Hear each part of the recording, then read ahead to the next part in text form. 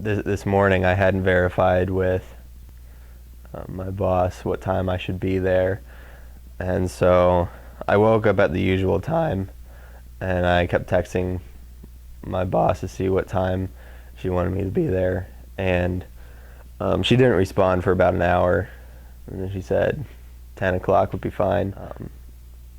Just a normal day. I actually left early, so I mean I didn't have anything to do here at the house. I actually took my Bible with me. I was going to sit in the parking lot and just read my Bible until my boss showed up, but so like as I was driving down the road, nothing was unusual. It was sunny. What happened to cause the accident, I don't know.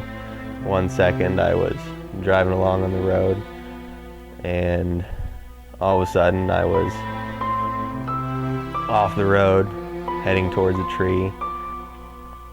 I hit the tree anyways. I know that now, but that was about when I lost consciousness. When I woke up, I was face down on the ground.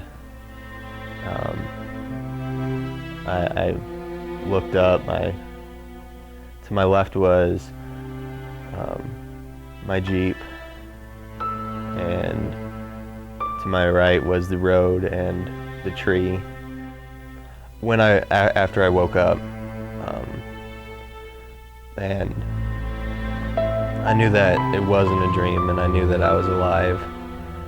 I was on my hands and knees, getting ready to crawl to the tree, and I just because it was one of those things, I couldn't believe I was alive and conscious. But the first thing I said was, "Thank you, God, thank you, God." And from there, I proceeded to crawl over to the tree,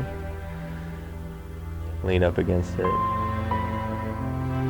and actually, just looking around at what was around me, like I could see different things that were in my Jeep. I could see both of my boots that were on my feet. They weren't on my feet anymore. The crash had taken them off my feet, and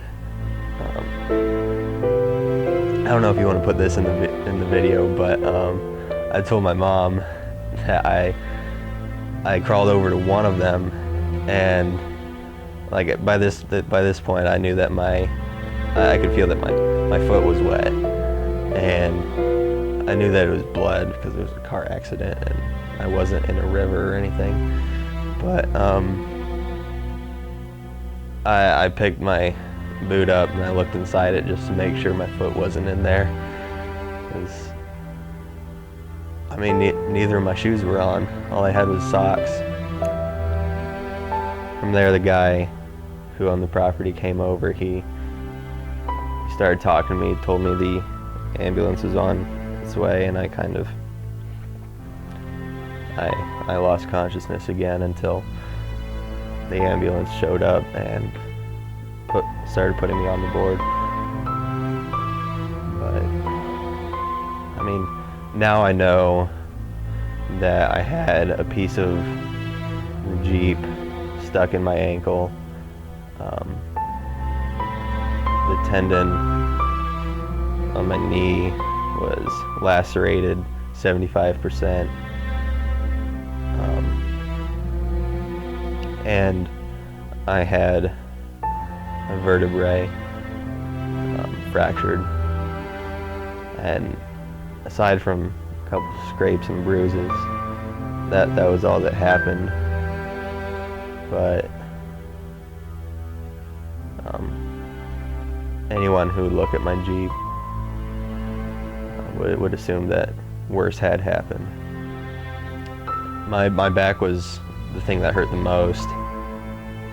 They put me on the backboard and threw me in the back of the ambulance, and they said, we're bringing the helicopter. You're gonna be life-flighted to Metro, and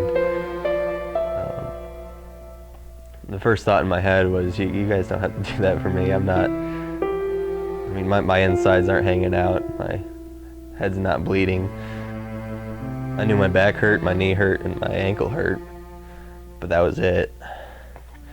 So it didn't make sense to me why they decided to life flight me, but I got to ride in a helicopter, and it would have been more fun if I was able to see out the windows.